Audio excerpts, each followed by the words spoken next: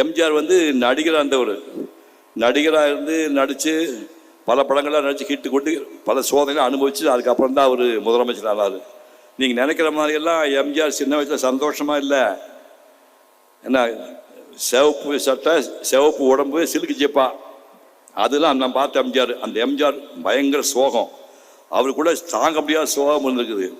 நடிக்கிறதுக்கு போகிறாரு. இன்னைக்கு காலையில் மேக்கப் போட்டு உட்காந்துருக்கிறாரு. சாயங்காலம் வரைக்கும் காலை 8 மணிக்கு மேக்கப் போட்டு உட்காந்துருக்காரு. கூப்பிடவே இல்லை யாரும். சாயங்காலம் 6 மணி ஆச்சு. பாப்பா வீட்டுக்கு பாப்பா, நாளைக்கு வாங்கிட்டாங்க. மறுநாள் போனார். காலையில் மேக்கப் போட்டார். 9, 10, 11, 12, 1, 2, 3, 5 மணி ஆகி போச்சு. யோ போயா, நாளைக்கு வாங்கினாங்க. 17 நாள் த கிரேட் எம்ஜிஆர், நாட்டாண்ட எம்ஜிஆர் 17 நாள் மேக்கப் போட்டு சும்மா காந்துக்க, ஒரு ஷாட் வரவே இல்லை. நினச்சி பாருங்க. அப்படி இருந்துட்டு கடைசி நாள் எல்லிசா டங்கனோட டைரக்டர், ஏப்பா சைக்கிள் இருக்காயா அவங்ககிட்ட அப்படின்னாங்க. போலீஸ் ஸ்டேஷன் தானே, சைக்கிள் தானே. சைக்கிள் இல்லையா? சைக்கிள் இல்லாமல் எப்படி பண்ணுறது? வீல் ஷூட் இட் சம்பந்தம் அப்படின்னு இருந்துருங்கன்னு ஒரு பொட்டி கடை ஒரு சைக்கிள் இருக்குது. ஓடி போய் சைக்கிள் எடுத்துட்டு யாரோ சைக்கிள் எடுத்துகிட்டு வந்து லெஃப்ட் ரைட்டாக சைக்கிளை ஓட்டுறாரு.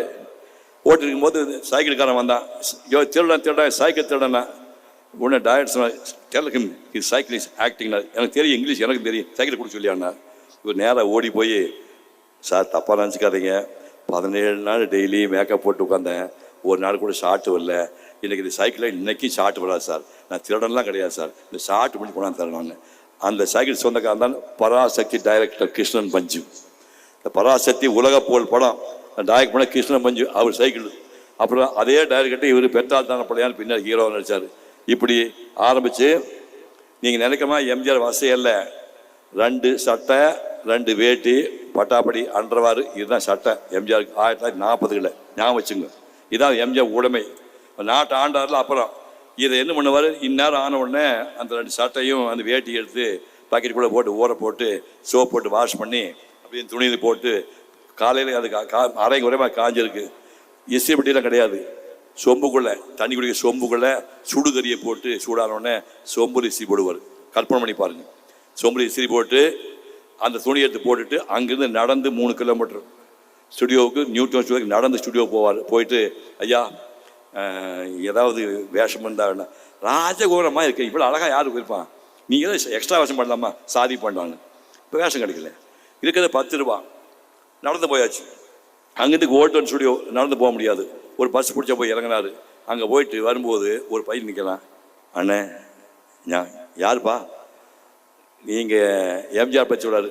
நீங்கள் 7 வயசு பையனாக இருக்கும்போது கும்பகோணத்தில் ஆணையடி பள்ளியில் வேலுநாயகிட்ட படிச்சிங்க. உங்கள் அண்ணன் கூட படித்தார். வேலுநாயகர் நாடங்களே பின்னாடி நடிச்சிங்க. நானும் உங்கள் கூட நடித்தவன். என்ன பிரச்சனை? சாப்பிட்டு 3 நாள் ஆச்சு. உடனே இந்த பஸ்ஸுக்கு போக மிச்சம் வந்து 7 ரூபாயில் 3 ரூபாய் அப்போதே எம்ஜிஆர் தானம் பண்ணார். ஞாபகம் வச்சுக்க. சாப்பாட்டுக்கு வழி இல்லை, வேலை கிடையாது, கையில் இருந்த காசில் அந்த 7 ரூபாய் 3 ரூபாய் எம்ஜிஆர் தானம். கொடைப்படல் சும்மா வரமாட்டான். உன் கையில் 10 ரூபா இருக்கும்போது 3 ரூபா நீ தானம் பண்ணேன்னா, கோடி ரூபா இருக்கும்போது 5 பைசா கொடுக்க மாட்டேங்க. ஏன பசங்க 10 ரூபா இருக்கும்போது 2 ரூபா தானம் பண்ண வராதவன் கோடி ரூபா இருக்கும்போது கொடுக்கவே மாட்டானுங்க. திருட்டு பசங்க ஏமனும் கொடுக்க மாட்டானுங்க. அது மனசு வரணும், அங்கேயே வரணும்.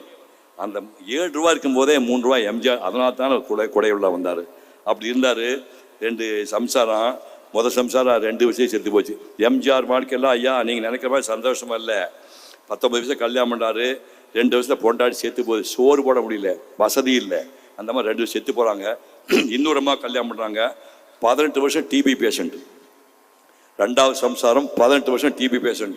டிபி பேஷண்ட்டோட குடும்பம் நடத்த முடியுமா? அங்கே ரோடு வாட்டாக்ஸ் ரோடுங்கிறது சென்ட்ரல் ஸ்டுடியோவிலேருந்து ஒரு கிலோமீட்டர் அந்த பக்கம். அங்கேருந்து சைக்கிள் ரிக்ஷா பிடிச்சி சைக்கிள் ரிக்ஷாவில் டிபி பேஷண்ட் பொண்டாட்டி உட்கார வச்சு அங்கேருந்து மயிலாப்பூர் வரைக்கும் ஒரு 5 கிலோமீட்டர் நடந்து போவார். இவர் நடந்து போவார், பொண்டாட்டி ரிக்ஷாவில் போகிறார். அப்படிலாம் போய் வைத்தியமெல்லாம் பார்த்தார். இப்படிலாம் போராடி அதுக்கப்புறம் முதல்ல 54 மலைக்கடன் கிட்டாச்சு. அப்புறம் அலிபாபா கிட்டாச்சு. அப்புறம் மதுரைவேலன் கிட்டாச்சு. இப்போ எங்கள் வீட்டு பிள்ளை கிட்டாச்சு. அப்படி நாடோடி மண் சொந்தமாக கிட்டாச்சு. அப்படியே படிப்படியாக போய் நாட்டையே பிடிச்சிட்டாரு. அதாவது வள்ளுவர் என்ன சொல்றாருன்னா, அளவு கடந்த துன்பத்தை தாங்குபவன் ஒரு நாள் உச்சம் தொடுவான். ஞாபகம் வச்சுங்க. ஏன்டா நம்ம கஷ்டம் வந்து சொல்லாதீங்க, புரியுதா? உங்களுக்கு கஷ்டம் வந்தால் கடவுள் சோதிக்கிறான்னா உன்னை பெரிய ஆள் ஆக்குவான்னு நினைக்கணும். எப்பவுமே செஞ்சு தாமரை பூ மேலே வாழ முடியாது. துன்பம் ஜாஸ்தி வந்தால் சோதனை நம்ம பெரிய ஆளை பண்ணி அப்படி துன்பத்தை தொடர்ந்து சந்திச்சு எம்ஜிஆர் நாட்டு முதலமைச்சர்னால இந்த கதையெல்லாம் அது வருது.